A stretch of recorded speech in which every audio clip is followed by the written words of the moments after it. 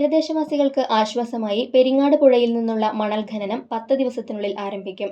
പെരിങ്ങാട് പുഴയിലെ മണൽത്തിട്ട നിരവധിയായ പാരിസ്ഥിതിക പ്രശ്നങ്ങൾക്കും തീരപ്രദേശങ്ങളിൽ വെള്ളക്കെട്ടിനും ഇടയാക്കിയതിനെ തുടർന്ന് പരിസ്ഥിതി സംഘടനയായ ന്യൂസ് ഓഫ് ഇന്ത്യയും മറ്റ് സംഘടനകളും ബന്ധപ്പെട്ട അധികൃതർക്ക് പരാതി നൽകിയിരുന്നു. പ്രളയകാലത്ത് ചെളിയും മണ്ണും മാലിന്യങ്ങളും വന്നടിഞ്ഞും പെരിങ്ങാട് പുഴയുടെ ആഴം കുറഞ്ഞിരുന്നു. മണൽത്തിട്ട മൂലം മത്സ്യത്തൊഴിലാളികളുടെ ഉപജീവന മാർഗം തന്നെ ഇല്ലാതാവുന്ന അവസ്ഥയായിരുന്നു. ഇതേ തുടർന്നാണ് ജില്ലാ കളക്ടർ പുഴയിൽ നിന്ന് മണൽ എടുക്കുന്നതിന് ഉത്തരവിറക്കിയത്. NH-66 നിർമ്മാണവുമായി ബന്ധപ്പെട്ട് ഉപയോഗിക്കുന്നതിനാണ് പുഴയിൽ നിന്നും കോരിയെടുക്കുന്ന മണൽ കൊണ്ടുപോവുക. പാവറട്ടി പഞ്ചായത്ത് അനുമതി നൽകുന്ന സ്ഥലത്ത് ട്രഞ്ചിംഗ് നടത്തിയാണ് മണൽ ശേഖരിക്കുക.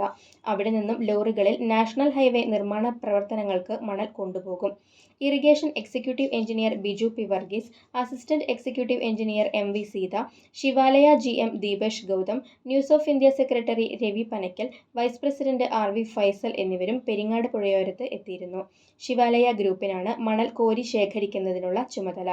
ഡെപ്പോസിറ്റ് റിമൂവ് ചെയ്യാനായിട്ട് NHAIക്ക് ഗവൺമെൻറ് ഓർഡർ അയക്കണമാണ്.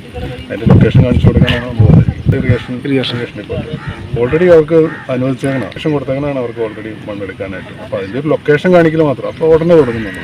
ചെറ്റുവേല already dredging തുടങ്ങിയേക്കണം. അതിൻ്റെ ഒരു ഷിഫ്റ്റ് ചെയ്യും. ഇപ്പോൾ ഈ ആഴ്ച തന്നെ തുടങ്ങാം. 10 ദിവസം.